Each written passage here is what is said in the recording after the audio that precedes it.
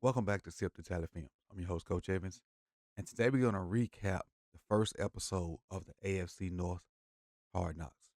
Very interesting show, very entertaining, and let's just get into it and talk about what we saw on this very first episode.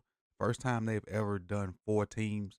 They did a lot of mixing and meshing of video content with both teams, especially with the Bengals playing the Steelers. And I thought it was very, very entertaining, and I like what they did even though it's cool when they focus on just one team, but having four different fan bases tune in, which will probably get a lot more people watching, is a brilliant idea in my opinion. Welcome back to Hospitality Films. Let's get started.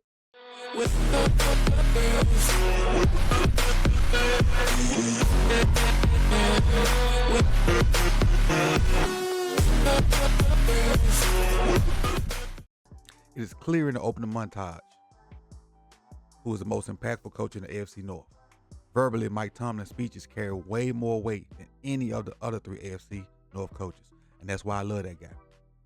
Man, we got a great day planned for you today. I'm gonna outline what we're gonna do and why. Man, let's get back to business. All right, we're gonna go here. We're gonna really roll, okay? Because hey, we gotta go. All right, we got a short week. We got a lot to do. Let's zoom out. Okay, let's zoom out. Who wants to be in the playoffs? Raise your hand. Yeah, right. Guess what? You're in the fucking playoffs. Look at that pool. Look at it. We're half game behind in the division. We know what's in front of us. 5 regular season games to go. Okay, our division. Here. Good AFC team. Good AFC team. You want to be in the playoffs? Congratulations. You made it to the playoffs. We gotta run over and through this group, particularly as this road gets narrow. And we determine who is elite and who isn't. They flash to a throwback of the old AFC North with Ray Lewis, Ben Roethlisberger, Troy Polamalu, Antonio Brown kicking the guy in the face, Carson Palmer getting his knee tore up. That is the AFC North that I remember.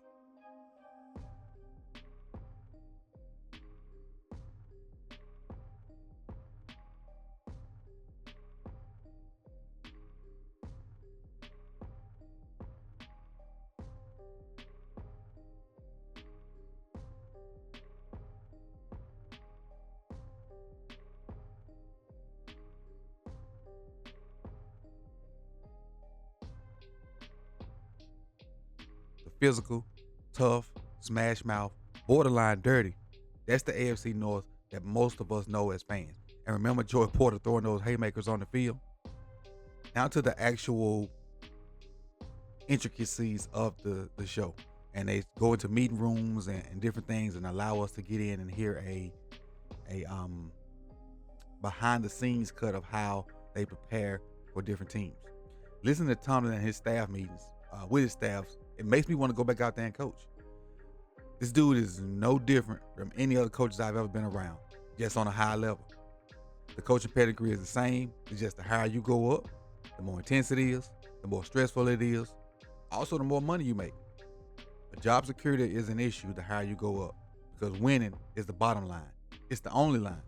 And Mike Tomlin has never had a losing season as a coach of the Pittsburgh Steelers. The picture of Chase and Minka with him giving the finger was extremely funny. I hadn't seen that before, but it was extremely funny. Also, the Batman conversation was hilarious as well, especially when T. Higgins was talking about wearing the Batman outfit to the club. Hilarious. I love the way that they mixed Joe Burrow practice with the Steelers coaches talking about how they can defend it. And also they did the same thing with Russell Wilson and the Cincinnati defensive staff. They also did a comparison of Jamar Chase and George Pickens on how the defensive coaches and players think they can stop either one. And I emphasize the word think because both of those guys are at the top of their game right now. When talking about Chase Brown, Mike Tomlin said he might not know your name today, but he damn sure better know it Monday. This dude is funny, but he's a leader. And he signaled out Herbert and telling him that he needs to beat Orlando Brown in this upcoming Bengals game. That's some foreshadowing into what happened later in that game because he instilled that confidence in Herbert to say, hey, I need you to win this matchup. I need you to win this matchup. And he told him it's a reason Orlando Brown's there because Highsmith absolutely destroyed the left tackle last year. But that's a guy that understands his team, understands his opponent, and can communicate his expectations with his players to the point where they just don't want to fail him. Later on in the episode, they said a few coaches have more to be thankful than John Harbaugh. And they mentioned the fact that he had Lamar Jackson when he comes to work. And I remember when that initially came on, I was like, you damn right. Because he saved your job once, and he's probably going to save it again. Or he's on the verge of saving it again, depending on what happens in these next 4 games after Baltimore's bye this week. Zach Orr also had a passionate meeting with his defensive staff about the game plan for the Steelers. Not the Steelers, the Eagles. He said they wanted to try to bully the bully. And knowing the outcome of this game, the defense played well enough to win. But if they pick up that mentality, that energy, and play with the effort that Orr wants them to play with, they really should be okay. After that, the star of the show showed up, Jameis Winston, a.k.a. J5. He started off by thanking the grounds crew for keeping the snow under control last week in their win versus the Steelers.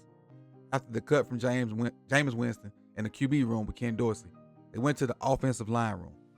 And Roy Istvan gave a speech so passionate that I was ready to go buy a helmet, shoulder pads, thigh pads, cleats, up my life insurance, and go play some football.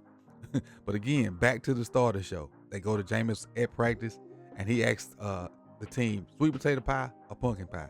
And he tried to put them on different sides. So if you're a sweet potato pie person, put it in the comments. If you're a pumpkin pie person, put it in the comments. Or if you like myself, don't eat pie at all, put that in the comments as well. The interaction with the Haywards at Thanksgiving was pretty cool too. To see Cam and Connor interact and play together instantly made me think about seeing their dad Ironhead back in the day with the Saints. He was a sun gun back then. But I also love Tomlin's interaction with George Pickens once the game started. Russell Wilson threw a pick six, and Pickens had fell on the pick six. And, they felt like it was pass interference or whatever, but it was a pick six nevertheless. Tomlin grabbed George Pickens because he knows he's a loose cannon, got close to him and say, look, I need you to lock in, forget about it, come back, don't worry about it, block it out, leave it alone. You got to. And he handled that interaction. George Pickens responded with a hell of a game.